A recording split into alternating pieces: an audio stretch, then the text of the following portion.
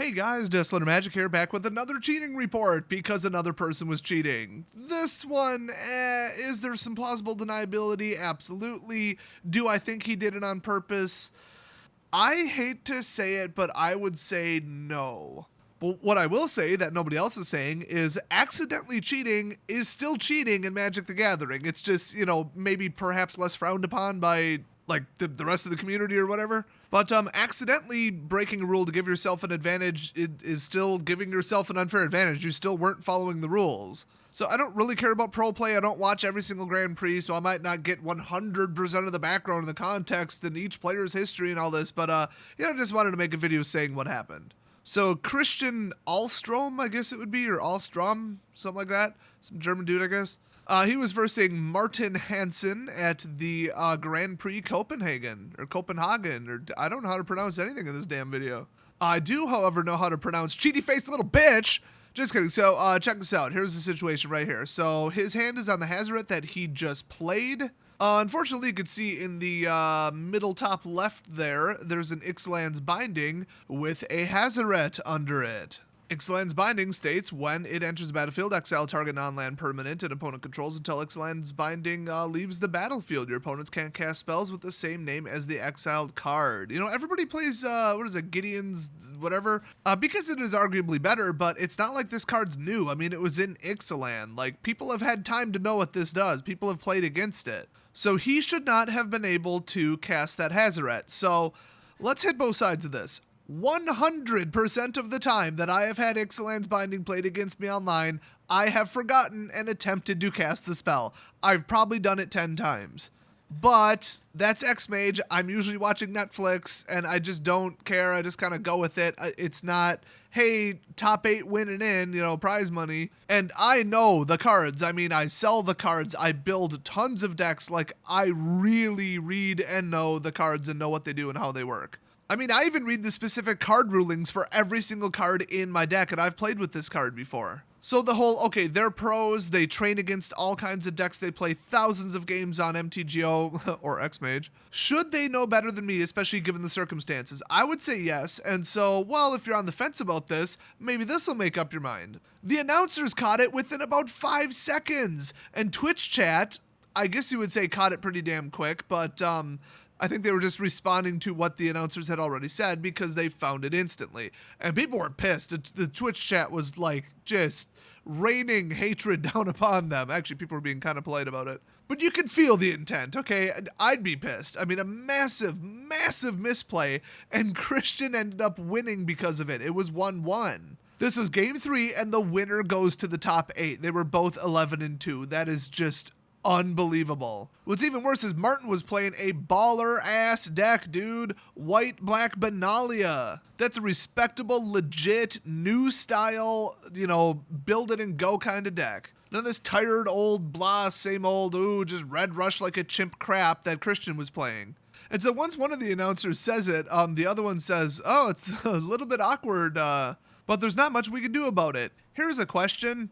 Why? The announcers know the rules, they know how Magic works, they know what the cards do. It's literally their job. They probably put more effort into learning what the cards do than the damn judges do. So if they're watching every single step, every move, paying very close attention to the game that they're covering, if they see something wrong, why can't they just pick up the phone or run down or whatever they got to do, just notify somebody, text somebody, send a carrier pigeon, ESP, literally psychic messages, I don't care, do something to notify the judge that this was a misplay. There's no reason that they shouldn't be able to do that. In fact, if a judge wants to be absolutely perfect in their job, why don't they watch the Twitch chat? Because of, the two announcers watching, I guess only one of them really got it. The other one sounded like he was just like, oh, okay. He didn't quite catch it right away, but if somebody in the Twitch chat is like, that's an illegal move, that's not how that rule works, that's not how that card works, the judges should be watching it, obviously, the game, but then also the Twitch chat. Now, that's more of a general commentary. It doesn't apply to this situation, so let me explain why. I mean, like I said, the live announcers should be able to notify a judge. The judges should be watching the Twitch chat. But you're probably wondering why that says Time Walk on the top there, and I was too. And even the announcers were like, oh man, Time Walk Magic though. So I Googled it, and I got the card Time Walk. So thanks for that, whoever decided to name it that. That's brilliant. Here, let me translate it for you. This game was pre-recorded. The correct video editing and broadcasting live event term for that is time shifted. But they were like, oh, let's call it time walk because that's a card, ha ha ha, and then confuse anybody watching this. I didn't immediately know what that was. But in general, if this was a live match, should the announcers be able to notify a judge? I would say yes. I would even think that one of them would get up and try to. Like, I would not stand for this. How, like, awkward is it to be like, well, he just broke a rule. Let's keep covering it like nothing happened. I'd be like, be right back. Cover me, other dude. I'm going to go tell a judge what just happened. Oh, by the way, it gets worse. They were censoring the Twitch chat and deleting comments. So that's nice. Like 10 seconds after this happened, when people I'm sure were being, irked about it. I don't know how polite they were being because, the comments were deleted. But, like, that's some Big Brother 1984 crap. Like, we're going to erase all traces of this having happened, even though you saw it with your own eyes 10 seconds ago. Just let people rage about it. It's a bad scenario, okay? Come down off it, you stupid mods. So, Hazret had come out onto the field and then went to combat, swung. So that's already, you're past the phase. But I mean, if you catch something that quick, I don't know, maybe they could walk it back. But this goes on for a bit. So then Martin goes untap, pops the Saga ability. Then he emblems Gideon. Then he activates one of Karn's abilities. Then, right after that, he notices, oh, I've got an Ixalan's Binding. Hazret's under it. Ooh, you shouldn't have been able to cast that. So Martin calls over a judge. And even the announcers are like, I don't know what would happen in this scenario. A lot of people in the chat were saying both players get a warning and then you resume the game, which... really, you're not going to fix the illegal board state? I mean, I would almost say this game ends in a draw, replay, you both get a warning for not watching the game state. That's what I would think would be the most fair, but I'm not trained in that level of judging. I'm trained in very basic F&M judging. So from the actual coverage, all we can see is the judge goes away and play resumes, and then the funny thing is, this is hilarious. Martin casts another Ixalan's Binding on his second Hazret. Like, when I miss something at F&M and I'm like, well, screw you then, and then I just, like, nuke the board with a Fumigate, like, this is kind of funny to me, a little bit. So the fact that the game could resume and then very shortly after Christian wins, that's ridiculous. He basically won by his opponent missing something, but also he missed something. So it's like, okay, they both missed something, whatever, it happens. But who got the advantage out of it? Because then you don't even need to do intent or was it on purpose or not. It's just... who had the massive advantage? Why would you even consider this at this point an actual game, like a legitimate game of Magic? Oh, this is what we're using to determine the winner.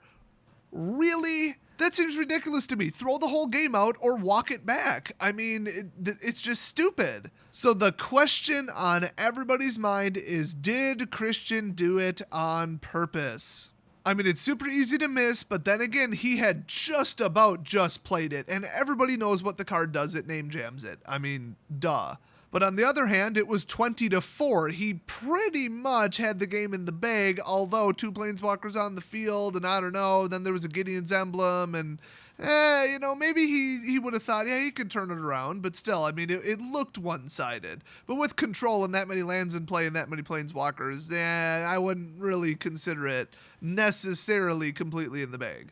So, I mean, who has that short of an attention span? Like, I've failed to cast something like 5 turns later when I finally got a second copy, but I think he was maybe trying to just get away with it. Here is why I lean very slightly towards he didn't do it on purpose.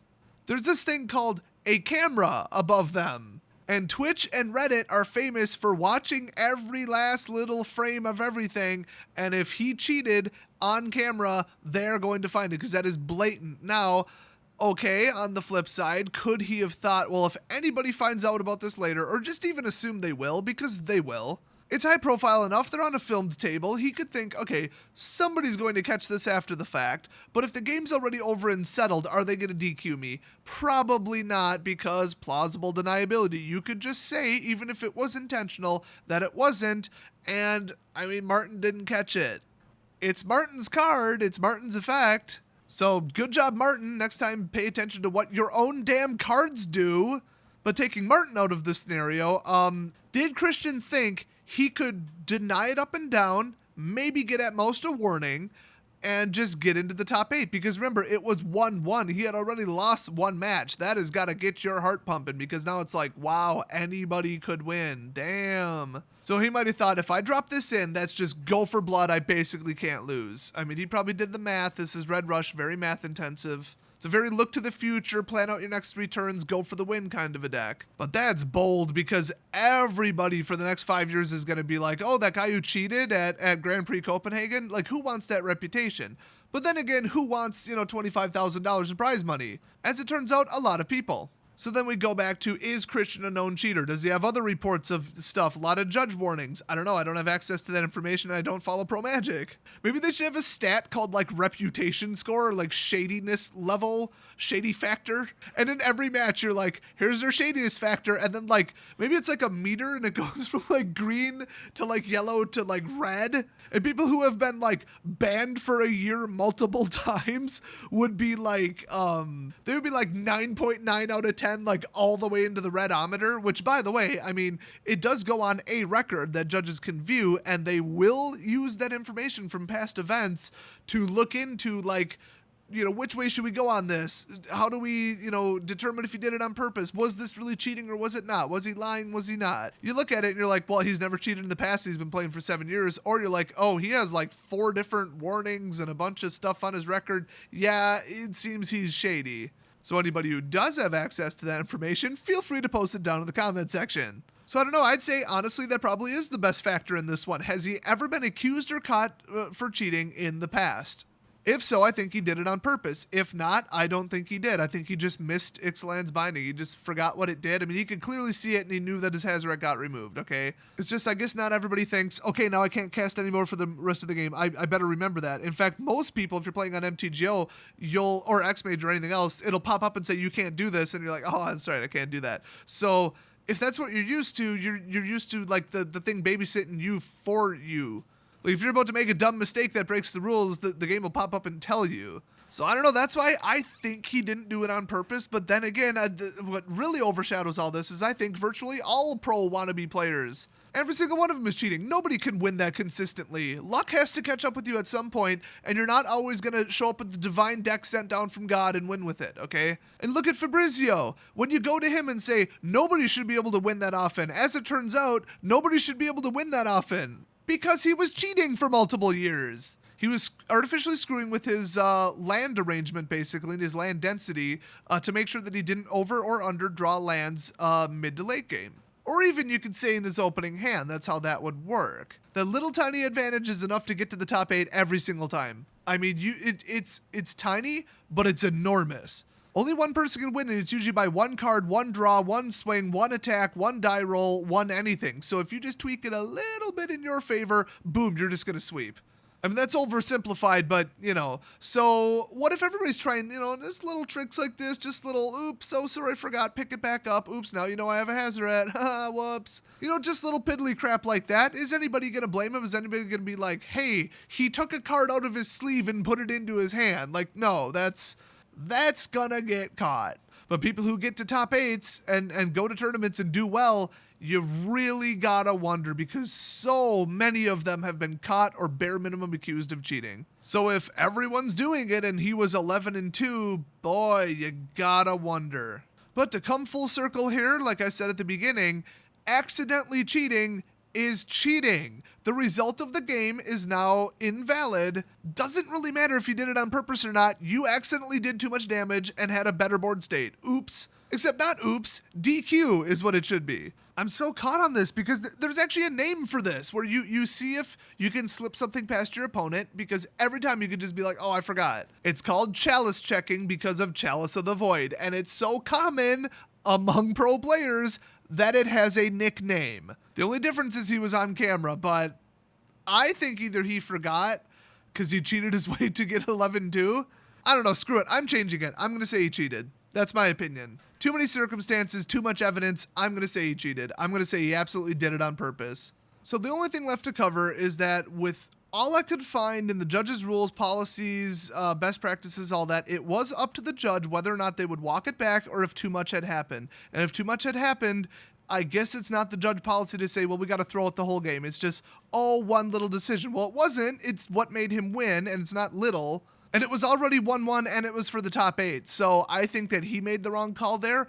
But as far as I can find, it is just simply up to the judge, and he can make basically whatever decision he wants. He could DQ one of them, both of them, throw out the game, restart the game. He could say resume the game. He could walk back the game to that point. He could do anything, I guess. That's what I'm reading, at least. It's one of those, like, it's so obscure and so odd, and it's so, like, not black and white that you just have to make up something and do your best, pretty much. And that's what, I guess, in his opinion, he did. So that's wonderful because he let the game resume with one player getting an advantage, but maybe he felt, well, Martin's the one who missed it. So, I mean, Martin gets the punishment. It's like, oh, I forgot to drop a land. Well, great. Then you keep playing the game with one less land. You know, oh, I forgot to activate this. Cool. Then your opponent has one less damage or whatever. Like, keep playing. That's on you. So maybe to him in the moment, that seemed like the fairest thing. But he made that decision damn quick. I don't like his decision, but I don't like the scenario. I don't like the situation. So it all just sucks. And, I mean, honestly, I feel bad for Christian if he didn't do it on purpose. If I was in his shoes and that was me, I would just blame Martin. I would throw 100% of the blame on Martin and been like, it's his damn card. If it's his effect, I made a mistake, but he didn't catch me.